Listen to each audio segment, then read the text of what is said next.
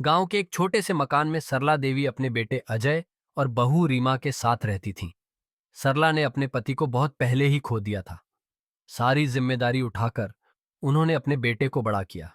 अजय उनकी दुनिया था और जब उसकी शादी रीमा से हुई तो सरला ने सोचा, अब मेरा घर पूरा हो गया। बहू आएगी तो इस घर में चहल पहल और खुशियां भर जाएंगी। शादी के शुरुआती दिन बड़े अच्छे थे। रीमा सबका ख्याल रखती, माँ बेटे के साथ बैठकर बातें करती, खाना बनाना सीखती। सरला सोचती थीं, मेरी बहू मेरी बेटी जैसी है। पर वक्त के साथ सब बदलने लगा। रीमा को धीरे धीरे लगता कि सास उसकी हर बात में दखल देती है। वह अजय से कहती, आपकी माँ हर चीज में बीच में बोलती हैं। ये खाना ऐसे क्यों बनाया, कपड़े ऐसे क्यों पहने, मेहमानों से ऐसे क्यों बात की। मुझे ये सब बिल्कुल पसंद नहीं। अजय पहले समझाने की कोशिश करता, रीमा, माँ ने पूरी जिंदगी अकेले गुजारी है, उन्हें मत बुरा मानो। लेकिन रोज रोज की बातें सुन सुनकर उसका दिल भी बदलने लगा। सरला अब ज्यादातर समय आंगन में अकेली बैठी रहती। बेटा काम से घर आता तो सीधा पत्नी के पास चला जाता। माँ के कमरे की चौखट पर उसके कदम अब कम ही पड़ते। माँ रोज इंतजार करती, शायद आज अजय मेरे साथ बैठकर थोड़ी बातें करेगा। लेकिन वह इंतजार इंतजार ही रह जाता। एक दिन रीमा ने अजय से साफ कह दिया, देखो अजय, मैं तुम्हें साफ साफ कह रही हूं, या तो तुम्हारी माँ इस घर में रहेंगी या मैं। मुझे उनकी परछाई भी बर्दाश्त नहीं। अजय ने बहुत सोचा, लेकिन पत्नी का दबाव भारी पड़ गया। वह मां के कमरे में गया और झिझकते हुए बोला, मां, आप बुरा मत मानना, लेकिन अब आप वृद्धाश्रम में रह लीजिए। वहां आपकी अच्छी देखभाल होगी। ये सुनते ही सरला का कलेजा जैसे चीर गया। आंखों से आंसू बह निकले। धीरे से बोली, बेटा, मैंने तुझे अपनी सारी खुशियां देकर पाला था। कभी सोचा नहीं था कि बुढ़ापे में तू मुझे बोझ समझेगा।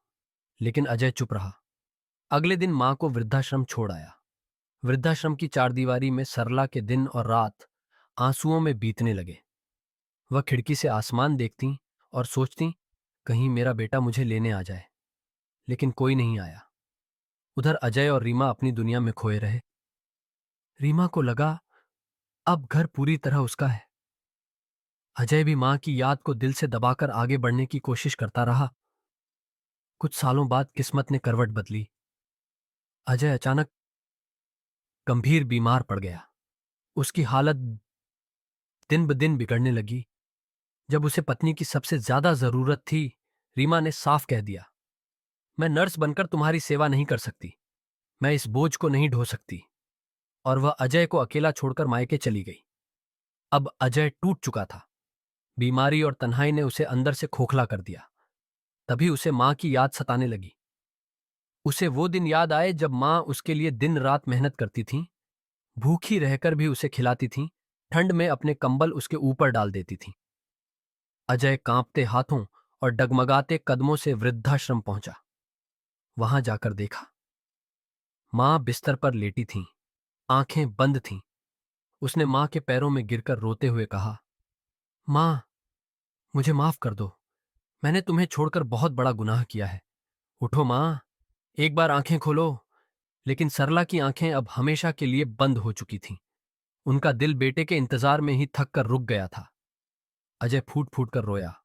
वह समझ गया कि माँ बाप कभी बोझ नहीं होते, बल्कि भगवान का दिया सबसे बड़ा आशीर्वाद होते हैं। लेकिन उस समय तक बहुत देर हो चुकी थी। अगर आपको हमारा ये वीडियो पसंद आया हो तो सब्सक्राइब करें।